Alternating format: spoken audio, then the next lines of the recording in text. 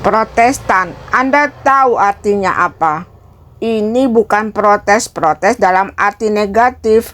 Kata Protestan berasal dari bahasa Latin yang artinya menyatakan secara terbuka atau bersaksi. Protestamentum secara teologis artinya pro atau mendukung kesaksian Alkitab atau Injil, atau semangat untuk kembali kepada ajaran murni Alkitab. Back to the Bible. Kenapa harus back to Bible? Karena banyak penyimpangan-penyimpangan dalam gereja.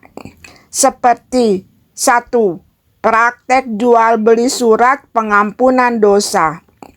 Ini tidak sesuai Alkitab, yang mana manusia diampuni, disucikan, dikuduskan, diselamatkan hanya melalui pengorbanan Kristus di kayu salib. Namanya juga jual beli. Ujung-ujungnya adalah duit atau keuntungan. 2. Api penyucian. Ini tidak sesuai dengan Alkitab, yang mana manusia diampuni, disucikan, dikuduskan, diselamatkan hanya melalui darah Yesus. Karya salib Yesus sudah sempurna, tidak perlu ditambah lagi dengan api. Kalau ada api yang dapat menyucikan dosa manusia, maka sia-sialah kematian Kristus. 3. Otoritas Alkitab menganggap tradisi buatan manusia dan doktrin manusia setara dengan Alkitab. Ini tidak sesuai dengan Alkitab, karena bagi pengikut Kristus hanya firman Kristus, Alkitab, satu-satunya otoritas tertinggi dalam kehidupan, dan itu sudah lebih dari cukup untuk menuntun orang pada keselamatan. Tidak ada karya manusia yang setara atau lebih tinggi dari Kristus dan firman-Nya. 4. Mendoakan orang mati dan atau minta doa kepada orang mati.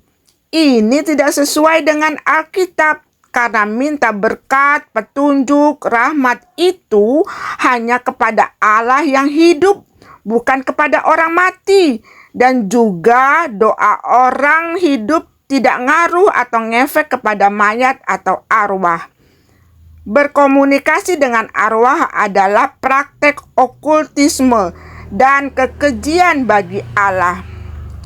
Keselamatan adalah anugerah Allah yang diterima di dalam Yesus melalui pertobatan. Setelah meninggal, manusia sudah tidak punya kesempatan untuk bertobat atau menerima keselamatan. Rohnya langsung diambil daripadanya dan disimpan di salah satu dari 2 tempat, yaitu Firdaus bagi orang-orang yang ada di dalam Yesus dan Hades bagi orang di luar Yesus. 5. Patung. Sujud kepada patung bertentangan dengan perintah Allah dalam Alkitab. Allah berfirman, "Jangan sujud kepada patung." Alkitab menekankan hubungan langsung dengan Allah tanpa perantara orang mati maupun patung buatan tangan manusia. 6. Dan sebagainya. Ya, ini adalah iman orang Kristen. Back to Bible.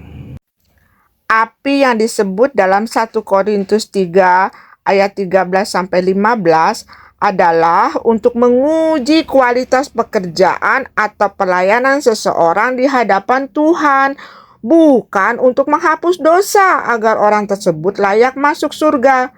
1 Korintus 3 ayat 14 berkata, "Jika pekerjaan yang dibangun seseorang tahan uji, ia akan mendapat upah." Jelas ya, yang diuji adalah pekerjaannya atau pelayanan seseorang di hadapan Tuhan guna menentukan upah, bukan menyucikan dosa orang mati supaya pindah tempat dari alam maut ke Firdaus atau surga. Sedangkan kalau keselamatan masuk surga itu adalah anugerah Tuhan, bukan upah atau hasil usaha manusia. Efesus 2 ayat 8-9 berkata, "Sebab karena kasih karunia kamu diselamatkan oleh iman. Itu bukan hasil usahamu, tetapi pemberian Allah. Itu bukan hasil pekerjaanmu. Jangan ada orang yang memegahkan diri." Demikian firman Tuhan. Itu pentingnya back to Bible.